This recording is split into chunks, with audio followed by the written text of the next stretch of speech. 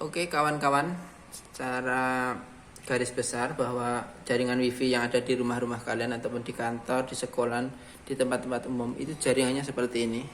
Ini secara garis besar bahwa wifi itu datang dari melewati kabel ISP ini atau pakai kabel fiber optik ini.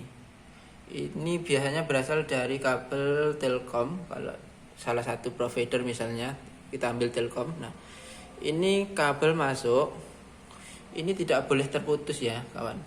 Kalau pengen melengkungkan itu harus menekuk, itu harus berupa lengkungan seperti ini, tidak boleh patah. Soalnya ini berupa kabel optik.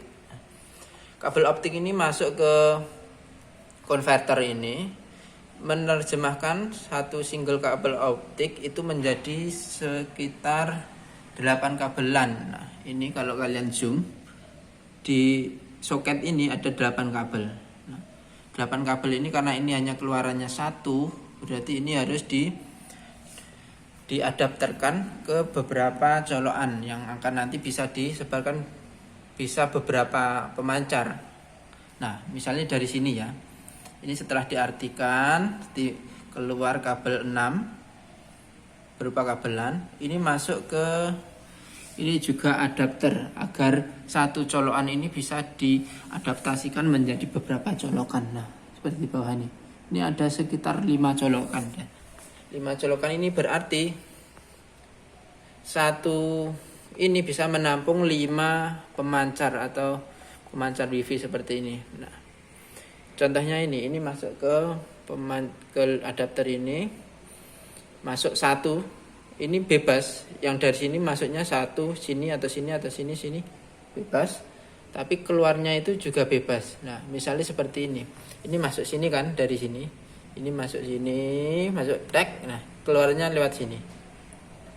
Nah, ini misalnya ini pakai 2, dari sini dipakai keluaran 2. Nah, kita ambil contoh satu aja, yang warna abu-abu muda ini menuju ke pemancar TP-Link yang ini. Setelah itu ini dipancarkan ke wifi yang bisa menjangkau beberapa meter dari ruangan ini, yang sampai akhirnya dapat diterjemahkan ke HP Anda dan dapat digunakan untuk internet Anda. Itu siklus dari penyebaran sinyal wifi dari provider ke ruangan-ruangan Anda. Nah, dan tiap-tiap alat ini membutuhkan tenaga yang disuplai oleh listrik. Jadi kenapa kalau misalnya kita sebagai orang awam, ketika listrik mati kok wifi juga ikut mati, karena semua pemancar ini menggunakan daya listrik. Nah, lihat sini. Di sini ada adapter 3. Ini juga untuk menyuplai 3 alat ini. Ini semuanya butuh listrik. Nah, lihat ini masukan listriknya sekitar 5 volt. Ini juga masukan listrik. Ini antena pemancar. Nah, terus untuk antena pemancar ini ada tombol reset biasanya di sini, di situ, di sini. Terus ada indikator lampu yang menandakan bahwa ini aktif atau tidak jaringan internetnya, merah atau kedip-kedip atau tidak. Nah, lihatnya dari sini. Nah, kalau di konverter tadi, di konverter ini ada 6 lampu. Misalnya ini 3 lampu pertama yang atas ini menandakan bahwa ini jaringan ini normal yang masuk. Terus 1 ini kabel power, lampu power. Yang 2 ini kabel LAN yang keluar. Kalau ini normal semua berarti nyala semua. Kalau kedip-kedipan itu menandakan stabil tidaknya jaringan. Mungkin lah ya itu. Tapi secara garis besar seperti itu review dari alat pemancar wifi. Jadi kalau kalian di rumah punya wifi alat seperti ini, jika mungkin ada kendala, langkah pertama yang paling mudah itu adalah mereset dari alat ini. Resetnya gimana? Ya dilepas dulu listriknya, dimatikan, di restart lah.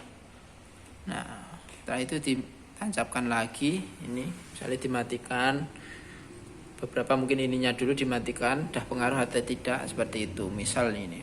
Nah, untuk penyambungan kabel sangat disarankan ini dilakukan oleh yang profesional, termasuk settingnya. Kalau tidak bisa, tidak apa-apa, pakai jasa penyambung wifi seperti itu.